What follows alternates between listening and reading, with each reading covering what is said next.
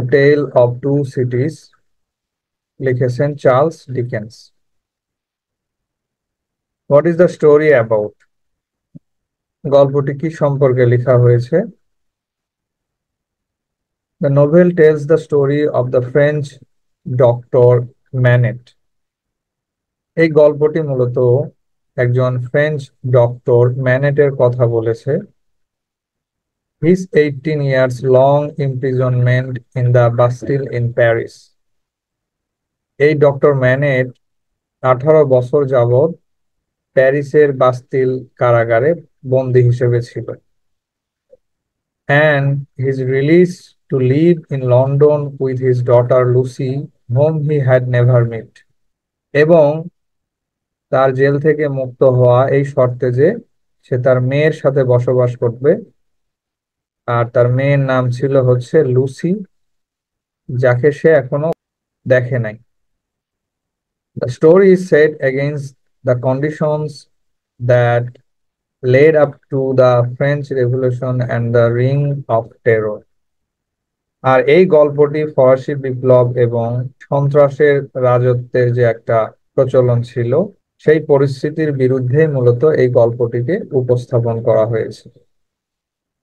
অর্থাৎ এই ডক্টর ম্যানেট তিনি ষড়যন্ত্রের শিকার হয়ে এই বাস্তিল কারাগারে, যেটা প্যারিসে, ফ্রান্সের প্যারিসে ছিল, ওখানে তিনি বন্দি অবস্থায় ছিলেন 18 বছর যাবত। আর পরবর্তীতে তাকে এই শর্তে মুক্তি দেওয়া হয় যে সে গিয়ে তার ছোট মেয়ে ছিল তার সাথে সে বসবাস করবে, কিন্তু এই 18 বছরে সে কখনো তার মেয়েকে দেখে নাই। Doctor Alexander Manette is a character in Charles Dickens novel A Tale of two Cities. তিনি ছিলেন এই নোভেলের একজন চরিত্র আর কি। হি ইজ লুসিস ফাদার, তিনি ছিলেন লুসির পিতা। এ brilliant physician and spent 18 years in secret as a prisoner in the Bastille before the French Revolution. তিনি ছিলেন একজন খুবই মেধাবী চিকিৎসক, ফিজিশিয়ান, এবং তিনি 18 বছর আত্মগোপনে এই কারাগারে ব্যয় কাটান। আর ওই সময় কখন ছিল? যখন ফ্রেঞ্চ রেভলিউশনের পূর্বের এই সময়টা ছিল, যখন তিনি বন্দী হিসেবে কাটিয়েছেন। He is ইমপ্রিজনড because in the course of his medical practice, তাকে কারারুদ্ধ করা হয়েছিল, তার কারণ ছিল তার মেডিকেল প্র্যাকটিস চলাকালীন সময়ে he learns of abusive actions by two members of the aristocratic Evremonde family. এভরেমন্ডের ফ্যামিলির দুইজন ব্যক্তির দ্বারা কিছু অপরাধমূলক কাজ ঘটিত হয়েছিল, সম্পাদন হয়েছিল, এই নিউজটা সে জেনে গিয়েছিল। এই কারণেই তাকে ষড়যন্ত্র করে জেলে বন্দি রাখা হয়েছিল। এবার নেক্সট ক্যারেক্টার হচ্ছে Sydney Carton. Is a central character in Charles Dicken novel a tale of two cities. Sydney কার্টনও তিনি ছিলেন এই টেল অফ টু সিটিজ নভেলের একটি গুরুত্বপূর্ণ চরিত্র।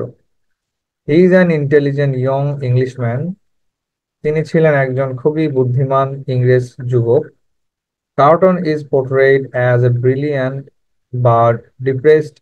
কার্টন ছিলেন, বা কার্টনের যে চরিত্র তাকে বর্ণনা করা হয়েছে একজন বুদ্ধিমান হিসেবে, কিন্তু সে সবসময় ডিপ্রেসড অ্যান্ড সাইনিক্যাল ড্রাঙ্কার্ড ছিল।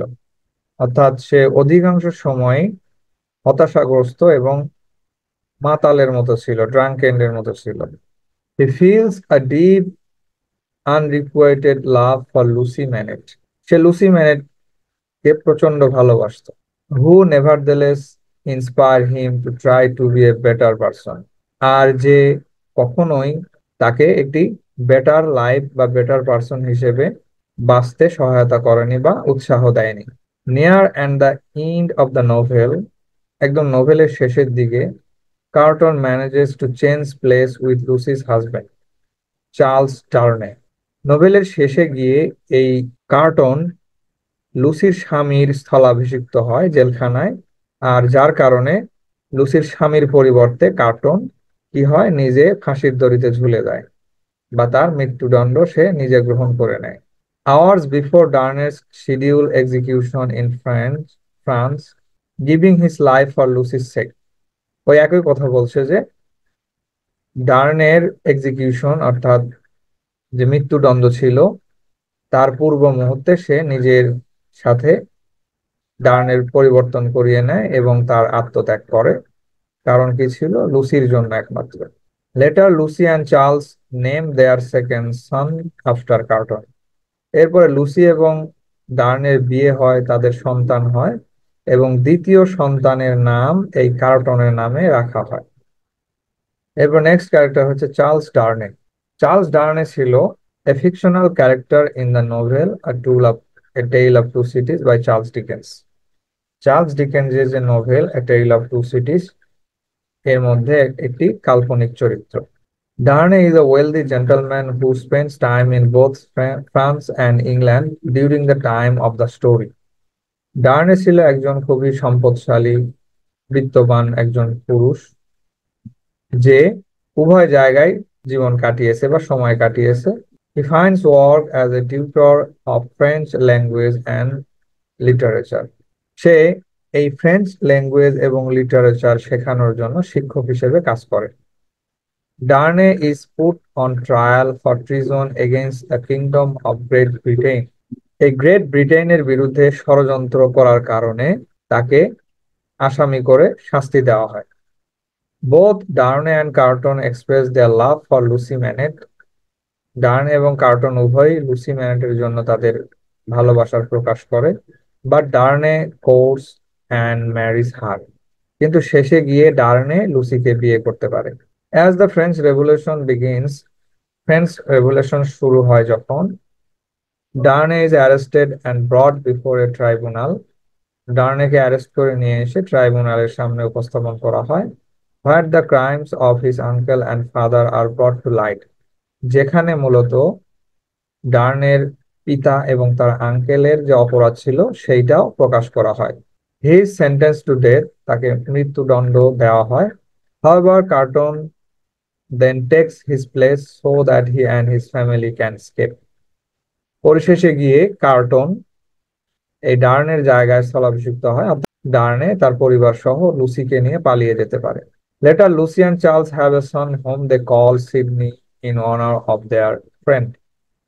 পরবর্তীতে গিয়ে ডার্নে এবং লুসি মিলে তাদের দ্বিতীয় সন্তানের নামকরণ করে সিডনি কার্টনের নামে, সিডনির প্রতি সম্মান প্রদর্শন বা বন্ধুত্বের যে একটি কৃতজ্ঞতা প্রকাশে তারা তাদের সন্তানের নামকরণ করেন। এবার Lucy Manette is a character in Charles Dickens novel a tale of two cities. Lucy ম্যানেটও টেল অফ টু সিটিজের একটি character. Lucy is the daughter of doctor Alexander Manette. আর লুসি ছিল ডক্টর আলেকজান্ডার ম্যানেটের ওই ব্যক্তি যিনি 18 বছর যাবৎ বাস্তিলের একটি কারাগারে বন্দী অবস্থায় ছিল। She is wise beyond her years, kind and loving. সে এত বেশি ম্যাচিউর ছিল যে তার বয়সের তুলনায় সে বেশি দয়ালু এবং লাভিং, এই সমস্ত গুণ তার মধ্যে ছিল, বুদ্ধিমত্তা এগুলো তার মধ্যে ছিল। সে মিটস ডার্নে, সে ডার্নের সাথে দেখা হয় বা তার ডার্নের সাথে সাক্ষাৎ হয়। The young Frenchman on the voice home with her father, বা এই বাসায় লুসির দেখা হয় ডার্নের সাথে। When Lucy's daughter is about 6 years old, Darnay returns to France. এরপরে তাদের বিয়ে হয় এবং যখন লুসির মেয়ের বয়স 6 বছরের মতো হয় তখন ডার্নে ফ্রান্সে আবার রিটার্ন করে। Lucy, doctor Manette, their daughter little Lucy and Miss Prose go after him after receiving notice of his imprisonment in La Force. Lucy, তার বাবা ডক্টর মেনেট এবং তাদের মেয়ে লিটল লুসি অ্যান্ড মিস প্রোস, এরা সকলেই মিলে আবার ডার্নের সাথে দেখা করতে যায় যখন এই নোটিশ তাদের হাতে পায় যে ডার্নেকে আবার এই লা ফোর্স কারাগারে বন্দি করা হয়েছে। Lucy relies on her father to rescue Darnay. Lucy তার পিতার উপর সম্পূর্ণ নির্ভর করে যেন তার পিতা ডার্নেকে জেল থেকে ছাড়িয়ে নিয়ে আসে। হুইচ হি ডাজ, আর যেটা সে করতে পারে, তার পিতা তাকে ছাড়িয়ে নিয়ে আসতে পারে। But then Darnay is again accused. এরপরে গিয়ে পুনরায় ডার্নে আবার অ্যাকিউজড হয়। During his imprisonment Lucy remains loyal and faithful to Darnay. Darnay কারাবন্দী অবস্থায় লুসি তার প্রতি বিশ্বস্ত ছিল। Lucy and her daughter successfully escape from the clutch of Madame Defarge and reunite with Darnay safely. Lucy এবং তার মেয়ে সফলভাবেই এই ম্যাডাম ডেফার্জের খপ্পর থেকে মুক্তি পায় এবং পালিয়ে যেতে সক্ষম হয় এবং পরবর্তীতে তারা ডার্নের সাথে মিলিত হতে সক্ষম হয় due to Carton sacrifice in place of Darnay's. আর এগুলো হয় একমাত্র কার্টনের স্যাক্রিফাইসের কারণে, কার্টন যে জীবন উৎসর্গ করে দেয় তাদের জন্য, এর কারণেই লুসি এবং তার মেয়ে পুনরায় তার স্বামীর সাথে দেখা করতে পারে। এরপর summary. A tale of two cities is a story of love and war. Tale of two cities হচ্ছে যুদ্ধ, প্রেম, ভালোবাসার কেন্দ্র করে একটি গল্প। But the French revolution provides a fertile background. পাশাপাশি এই ফ্রেঞ্চ রেভলিউশনের ভূমিকাও ছিল অপরিসীম। At the very beginning of the নোভেলের শুরুতেই the effect of the French revolution is found in the main characters. French রেভলিউশনের যে ইফেক্ট ছিল তা এই প্রথম প্রধান চরিত্রের মাঝে ফুটে ওঠে। Every time the direct display of revolution is avoided. এই গল্প চলাকালীন সময় এই ফ্রেঞ্চ রেভলিউশনের যে ডিসপ্লে ছিল সেটা অ্যাভয়েড করা হয়, সরাসরি অ্যাভয়েড করা হয়। But without it nothing happens here. কিন্তু এই ফ্রেঞ্চ রেভলিউশন ছাড়া এই গল্প স্বয়ংসম্পন্ন হতো না, অথবা এই হিরো হিরোইনের সাথে দেখা হতো না, এবং কার্টন তার জীবনকে স্যাক্রিফাইস করতো না। অতএব এগুলো সবকিছুর পিছনে মূল ভূমিকা ছিল এই ফ্রেঞ্চ রেভলিউশনের। This revolution related the two cities London and Paris. এই রেভলিউশনের মধ্য দিয়েই দুটি শহরের কানেকশন হয়েছে এই গল্পে বা এই উপন্যাসে। Revolution was marked with achievement and sacrifice, and that was found in the two contrasting characters, Charles Darnay and Sydney Carton. এই রেভলিউশন, যেটাকে একটি গুরুত্বপূর্ণ অ্যাচিভমেন্ট হিসেবে ধরা হয়েছে, এবং পাশাপাশি অনেক কিছুর আত্মত্যাগও ঘটেছে, স্যাক্রিফাইসও হয়েছে, যেটা প্রধানত খুঁজে পাই দুইটা ক্যারেক্টারের মধ্যে। সেই ক্যারেক্টারগুলো হচ্ছে চার্লস ডার্নে এবং সিডনি কার্টনের মধ্যে। Darnay was the hero who got the heroine for his sincere love for her. Darnay ছিল হিরো যে হিরোইনকে পায় শুধুমাত্র তার সিনসিয়ার লাভের কারণে। On the other hand, Carton did not get Lucy though he had deep love for হার।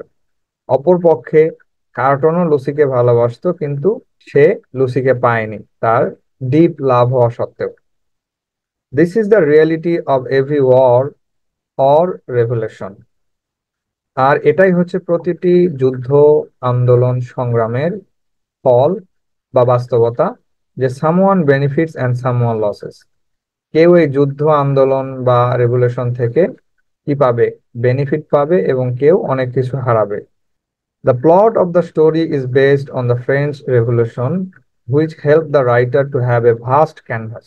আর এই গল্পের plot ছিল মূলত ফ্রেঞ্চ রেভলিউশনকে কেন্দ্র করে, যেখানে এই ফ্রেঞ্চ রেভলিউশনের বর্ণনা দিতে গিয়ে লেখক অনেক বড় একটি পটভূমি পেয়েছেন, মানে ক্ষেত্র পেয়েছেন, যেখানে যেখানে কেন্দ্র করে গল্পের বিস্তার ঘটাবেন। Instead of giving the details of the revolution, he left everything to the reader. আর তিনি যে ফ্রেঞ্চ রেভলিউশনের কথা বারবার তিনি এখানে উল্লেখ করেছেন, এই রেভলিউশনের কোনো ব্যাখ্যা বিশ্লেষণ তিনি এই গল্পের মধ্যে করেন নাই, এটা পুরোপুরি পাঠকদের উপর ছেড়ে দিয়েছেন। Here is the skill of a writer. আর এটাই মূলত একজন লেখকের দক্ষতা। Lucy united her father after a long 18 years. 18 বছর পরে, একটা দীর্ঘ সময় পরে লুসি তার পিতার সাথে মিলিত হয়েছে। When he was released from prison, the meeting of father and daughter reminded us of what war had done to people.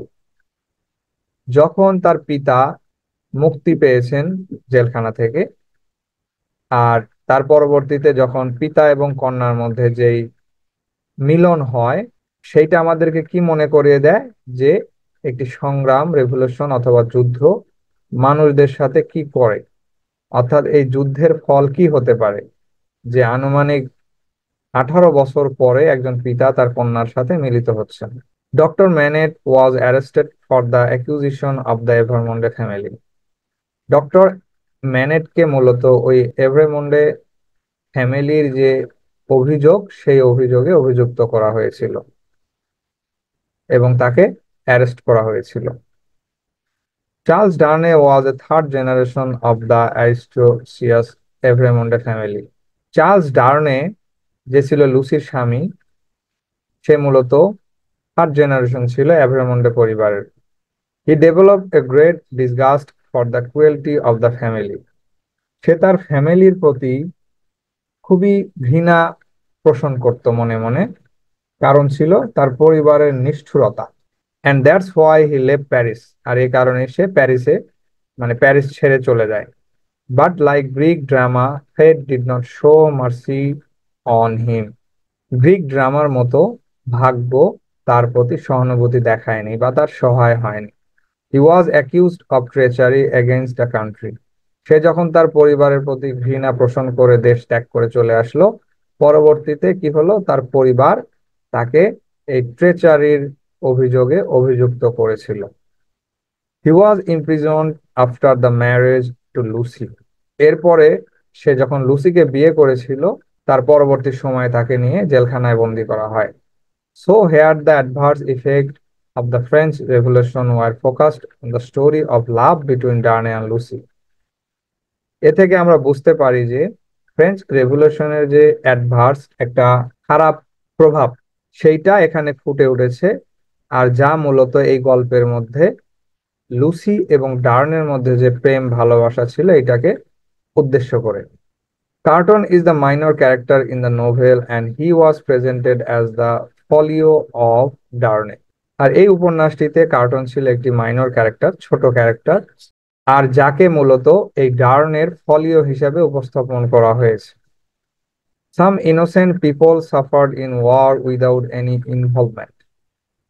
এর কারণ হিসেবে বলা যায়, এই যুদ্ধে এই কার্টনের কোনো ভূমিকা ছিল না, তা সত্ত্বেও তাকে নিজের জীবন উৎসর্গ করতে হয়েছে। এটাই বোঝাতে চেয়েছে যে এই যুদ্ধের কারণে কিছু নিষ্পাপ ব্যক্তিরও কি করতে হয়, ক্ষতি হয় বা তারা জড়িয়ে পড়ে। Carton love Lucy but made a space for Charles Darnay. Carton লুসিকে ভালোবাসতো, এর পাশাপাশি কার্টনের মনে এই চার্লস ডার্নের জন্য একটি জায়গা রেখেছিল। As Lucy loved him deeply. যেহেতু লুসি ডার্নেকে গভীরভাবে ভালোবাসতো। Love taught him to make a sacrifice. আর এই ভালোবাসাই তাকে স্যাক্রিফাইস করতে শিখিয়েছিল, যে কিভাবে সে লুসির হাজবেন্ডের জায়গায় গিয়ে নিজের জীবন বিলিয়ে দেয়। In the condemn cell, Carton changed his cloak with Darnay dramatically and hanged himself smiling face for the sake of love. জেলখানায় গিয়ে কার্টন এই ডার্নের সাথে ঘড়ির বদল করে, ক্লক পরিবর্তন করে নেয়, আর এর ফলে কারারক্ষীরা কার্টনকে ডার্নে ভেবে ফাঁসি দিয়ে দেয়। আর যার মূল উদ্দেশ্য ছিল কি, লাভ। সে যে লুসিকে ভালোবাসতো, এই ভালোবাসার প্রেক্ষিতেই নিজেকে সে ফাঁসিতে ঝুলিয়ে নেয়। In his whole life he was the secret admirer of Lucy and also secretly passed away for her. তার পুরো জীবন ব্যাপী সে ছিল লুসির অ্যাডমায়ার, প্রশংসাকারী বা শুভাকাঙ্ক্ষী, and also secretly passed away for হার, এবং সে এই ভালোবাসার মর্যাদা রক্ষা করতে গিয়ে সে সিক্রেটলি, গোপনে তাদের পৃথিবীর মায়া ছেড়ে চলে যায়। In fine, the influence of the French revolution was found in the whole story. পরিশেষে বলা যায় যে এই ফ্রেঞ্চ রেভলিউশনের যে প্রভাব, সেইটা পুরো গল্প জুড়েই ছিল। Which made a perfect background to have a love affair between two different citizens. যেইটা এই দুই সিটিজেন্স, অর্থাৎ চার্লস ডার্নে ছিল এক দেশের আর লুসি ছিল আরেক দেশের, এই দুই দেশের সিটিজেনদের মধ্যে লাভ অ্যাফেয়ার করতে ভূমিকা পালন করেছিল। The marriage of Charles Darnay and Lucy is not only a romantic solution Charles Darnay এবং লুসির মধ্যে যে বিয়ে ছিল তার শুধু কেবল রোমান্টিক সলিউশনই ছিল না, বাট অলসো পলিটিক্যাল ওয়ার, বরঞ্চ একটি যুদ্ধক্ষেত্রের প্রভাবও ছিল। আফটার মেনি আনরেস্ট সিচুয়েশন, অনেক ঝামেলা বা বাধা বিপত্তির পরে, the two countries wanted a peaceful settlement, দুই দেশই একটি শান্তিময় সেটেলমেন্ট চেয়েছিল। And that was so symbolic marriage of Charles Darnay and Lucy, যা মূলত কবি এই চার্লস ডার্নে এবং লুসির বিয়ের মাধ্যমে সিম্বলিক্যালি প্রকাশ করেছে বা দেখিয়েছে।